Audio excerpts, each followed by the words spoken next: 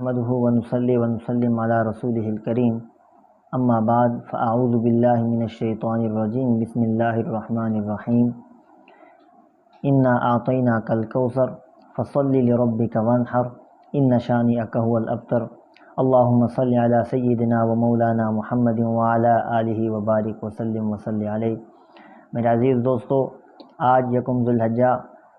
کا مہینہ ہے اور اس مہینے کی مناسبت سے یہاں پر قربانی کے مسائل اور فضائل بیان ہوں گے۔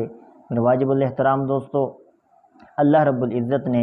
اپنے کلام مقدس کی ایک چھوٹی سی صورت کے اندر اللہ رب العزت نے قربانی کے فلسفے کو بیان فرمایا ہے۔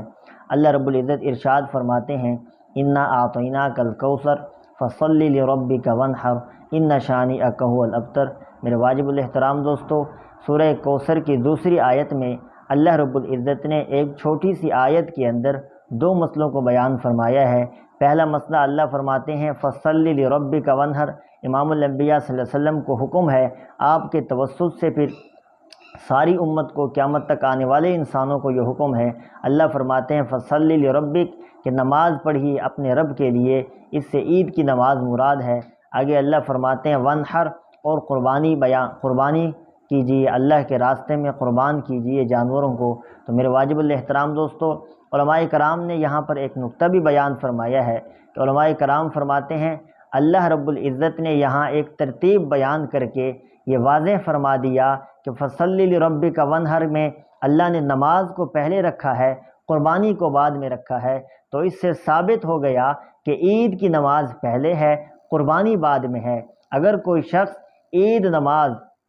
یعنی ایک شہر کے اندر رہنے والا شخص اگر پورے شہر میں کہیں بھی عید کی نماز نہیں ہوئی اور اس نے قربانی پہلے کر لی تو ایسے شخص کی قربانی جائز نہیں ہوگی۔ ہاں، اگر شہر کے اندر کسی ایک عیدگاہ میں یا کسی ایک مسجد میں اگر عید کی نماز ہو گئی، اس کے بعد اگرچہ ان کے محلے یا ان کی بستی یا ان کی مسجد میں یا ان کے عیدگاہ میں عید کی نماز نہیں ہوئی ہے، اگر وہ شخص قربانی کرتا ہے تو ایسے شخص کی قربانی ہو جائے گی۔ میرے واجب الاحترام دوستو، قربانی ایک عظیم عبادت ہے، اور قربانی کے بارے میں اللہ کے محبوب صلی اللہ علیہ وسلم ارشاد فرماتے ہیں کہ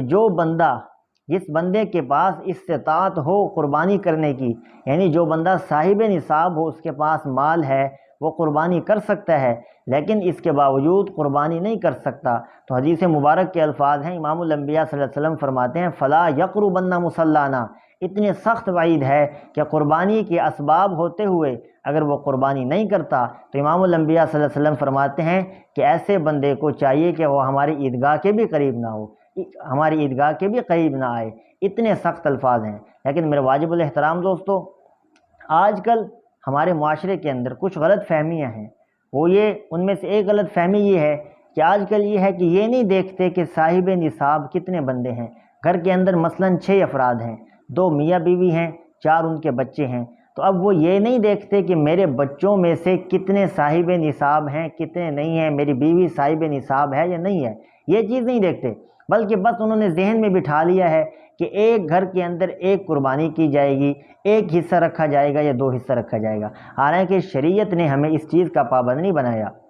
بلکہ شریعت مطہرہ نے ہمیں اس چیز کا پابند بنایا ہے کہ آپ کے گھر کے اندر اگر 10 افراد ہیں، 15 افراد ہیں، 20 افراد ہیں، 2 افراد ہیں، جتنے بھی فرد ہیں، اگر وہ صاحب نصاب ہیں تو ان پر قربانی واجب ہے، اگر صاحب نصاب نہیں ہے تو ایک پر بھی قربانی واجب نہیں ہے۔ اور یہ قربانی کا نصاب اور زکوٰۃ کا نصاب الگ ہے۔ زکوٰۃ جب اس وقت واجب ہوتی ہے جب بندے کے پاس مال بھی ہو اور 1 سال اس کے مال پر گزر چکا ہو، لیکن قربانی کے لیے یہ ضروری نہیں، بلکہ قربانی کے اندر یہ ہے کہ 3 دن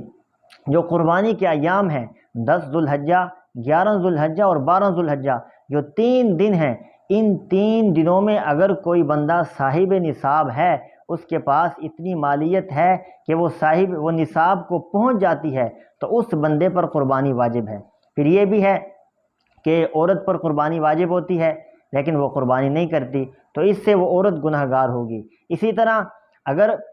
اولاد ہے، بالغ اولاد ہے، ان کے پاس اتنا مال ہے کہ وہ صاحب نصاب ہیں، نصاب کو پہنچ جاتا ہے، تو اب ان پر قربانی واجب ہے، اگر وہ قربانی نہیں کریں گے تو وہ بھی گناہ گار ہوں گے۔ تو آج کل یہی غلط فہمی ہے کہ گھر کے ایک سربراہ کی طرف سے قربانی کر دی جاتی ہے، بسا اوقات یہ بھی ہوتا ہے کہ کہتے ہیں کہ آج اس مرتبہ ابو اور امی کی قربانی ہے، اگلے مرتبہ ابو کی اور بہن کی قربانی ہے، اگلی مرتبہ ابو کی اور بھائی کی قربانی ہے۔ تو اس طرح بھی شریعت نے کوئی حد مقرر نہیں کی۔ اصل وہی چیز ہے کہ جس بندے کے پاس نصاب، جو بندہ نصاب کا مالک ہو گیا اس پر قربانی واجب ہے، اور نصاب کا مالک صرف 3 دنوں میں ہے۔ ایک اور مسئلہ بھی سمجھ لیجئے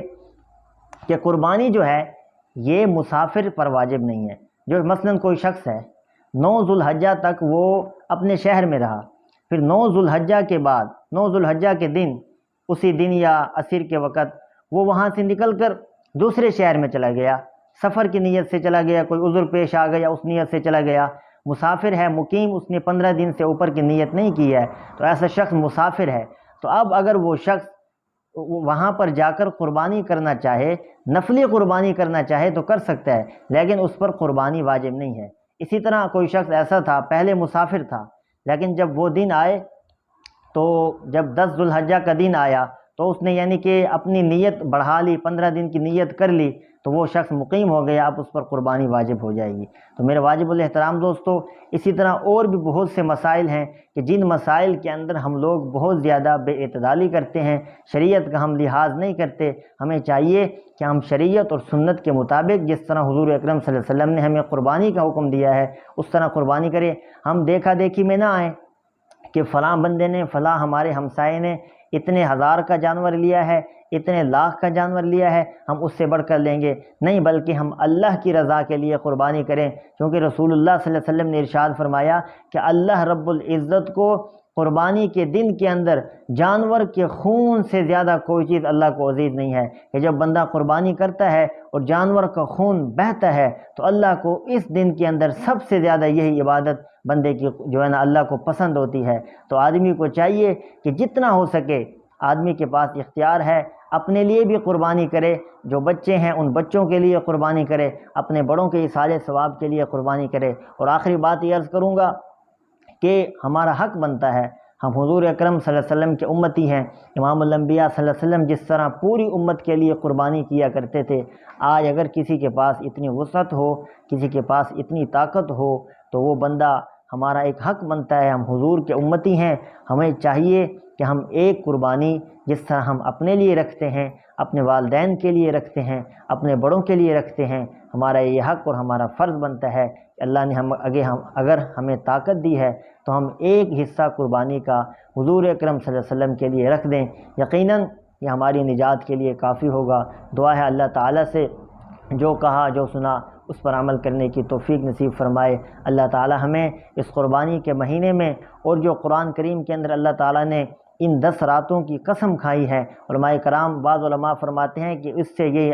ذوالحجہ کی 10 راتیں مراد ہیں، تو ہمیں ان راتوں کے اندر مکمل عبادات کی توفیق نصیب فرمائے۔ اور 9 ذوالحجہ کو جو روزے کے بارے میں فضیلتیں آئی ہیں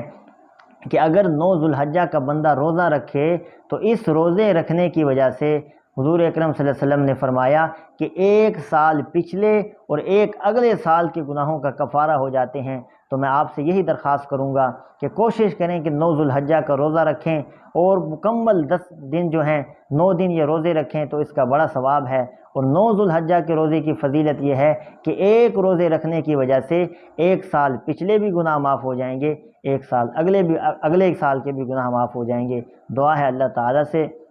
جو کہا جو سنا اس پر عمل کرنے کی توفیق نصیب فرمائے۔ وآخر دعوانا ان الحمد للہ رب العالمین۔